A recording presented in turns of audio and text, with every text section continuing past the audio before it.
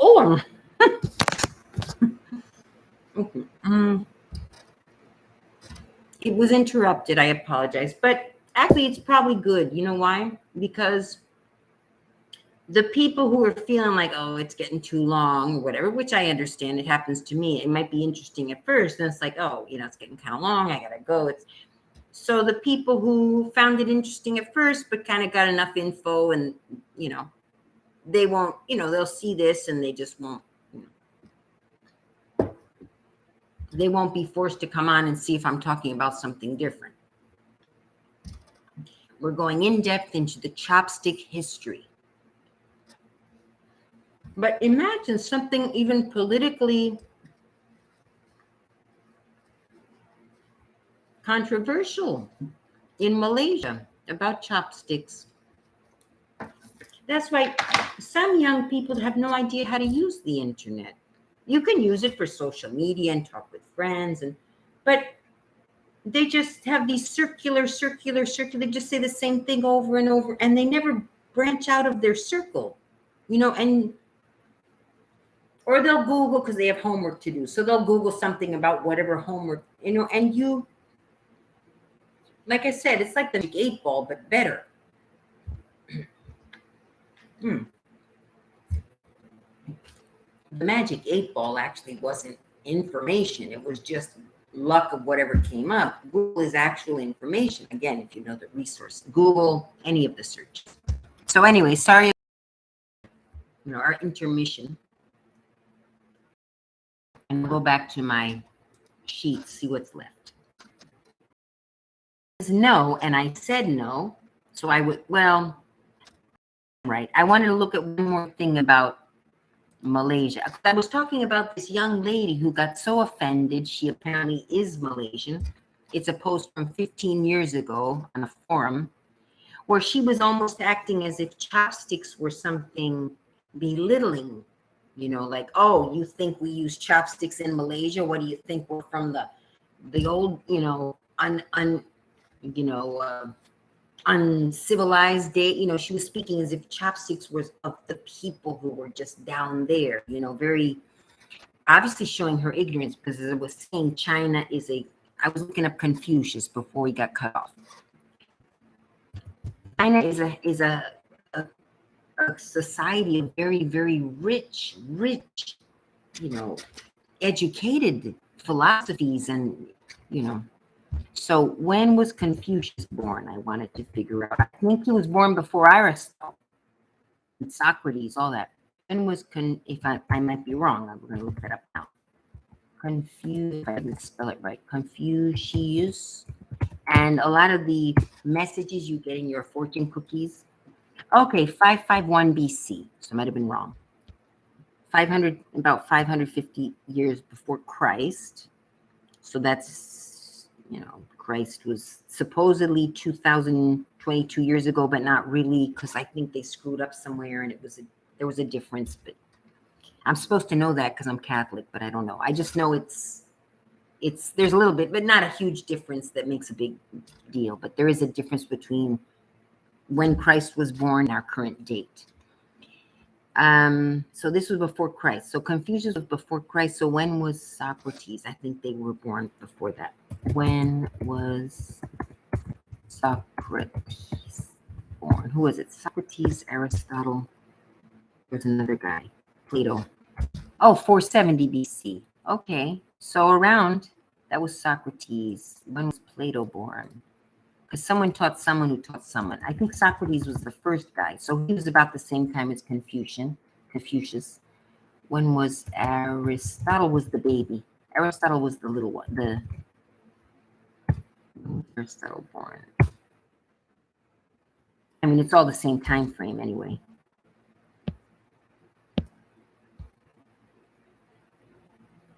(384 BC). Yeah, so Aristotle was the youngest one, Socrates, and then one was Plato.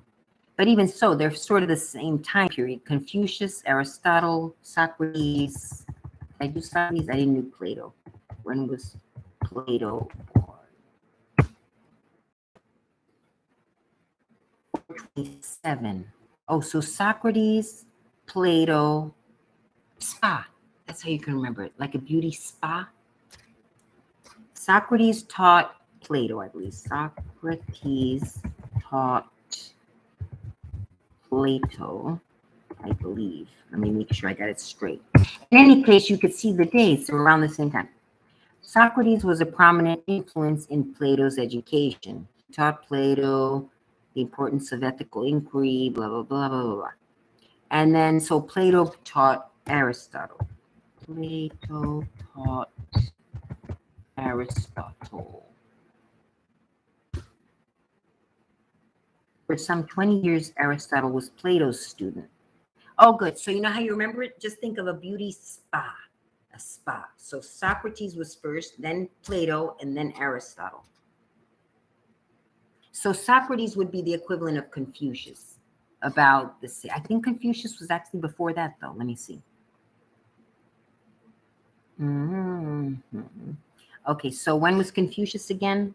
When was Confucius born? Which, okay, it's more when he started preaching that is important, but yeah, 550 BC. Confucius was before Socrates and Plato and Aristotle. So don't tell me it's an uncivilized,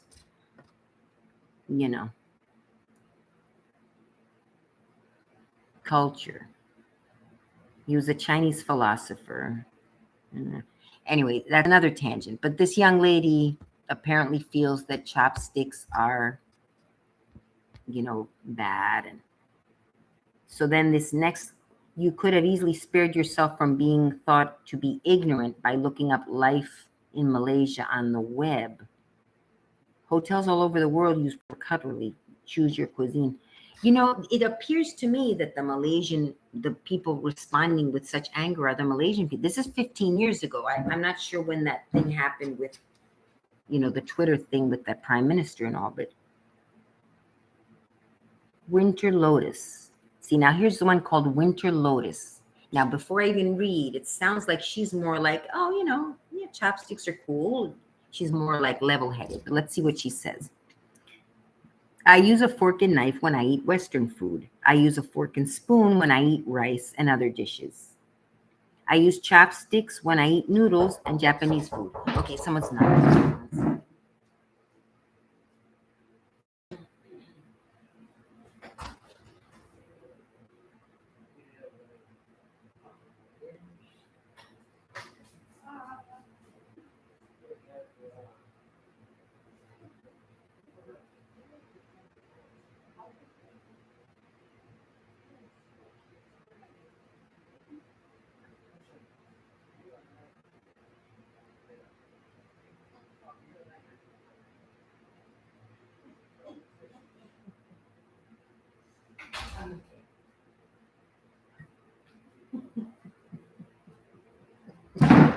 That's my father. He's got lunch ready. It's 11:30. He cooks early. Anyway, I'll be leaving in a bit. What a pity. I just got onto a new video. Is anyone there yet? Oh, here we go. Hey, love your channel. Too bad you don't post anymore every day. I watch the same old video. Oh, how is life right now? Are you still living in Washington? Oh, so many questions. Thank you, Matthew, for caring. I'm living in Miami again. I've had a rough few years ever since, well, the COVID started, okay. But I don't even want to remember. I'm like going to have PSTSD or whatever the thing is. I was in Washington. I'd found the best job I ever had in my life. I was earning all this money. I mean, I was a secretary, for a secretary, though I was earning a lot for secretarial standards. Excellent benefit. I mean, I was like set, had my boyfriend, living, and, started having a few problems with my boyfriend. Okay. That happens. And I have a difficult personality. So that part was, oh well. So I had decided to move out. We mutually agreed that we would still be together, as romantically, whatever, but we would have our own apartments, and I was earning well, so I could now afford it. So I moved out. I'll make it really short. So the day I moved in, we just moved all my stuff, blah, blah, blah. Everything was set up. He helped me move. He loaned me. It was set. I was excited about my life. I had this job. It was all going great, And we'd heard about COVID, blah, blah, blah. Oh, be careful. The COVID's out there and all. And I kind of just ignored it. I don't know. I guess other people were taking it more seriously. The day I moved, I was all settled. He'd gone home. Is this, something clicked up there. They announced the shutdown. Okay, nobody go to work. Everybody stay in your apartments. Get your mask.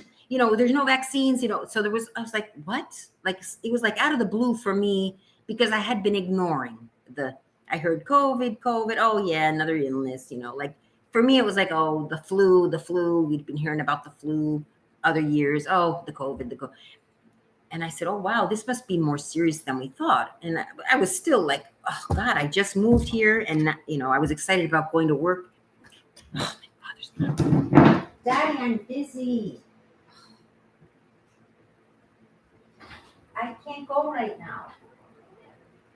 Well, Daddy told me to go eat. Okay, I'm on the live. Bye, I can't go anywhere. Okay. All right. But it was all right. I said, okay, I won't be going to work, but I'll be working remotely. So it was all good. I had my computer. We were in touch with work through, email. Anyway, it was all set. So I was still okay. But I was in this dinky little apartment. So my salvation would have been going to work because it was a place to sleep. Even though I was earning well, I got a very inexpensive apartment because I don't want to spend more than I need to. I don't need all the fancy schmancy stuff. So sleeping there overnight isn't that depressing. You eat, you read a little bit, you go to sleep, and you're out all day. And, but with COVID, I was in that little place 24 hours and I didn't have my car because I didn't want to be parking. So that was my boyfriend's house to buy food. First of all, it was winter. It was March. No, it was March. It was still kind of, it was getting warmer. So that's fine. But then it went on into the winter. So worse and worse, but, so whenever I wanted food, I had to go walking, which I already knew, but I thought, okay, on my way home from work each day, I'll stop off and buy something. So I won't have to stock up all the time. But so it just completely threw a wrench into my plans. The main part of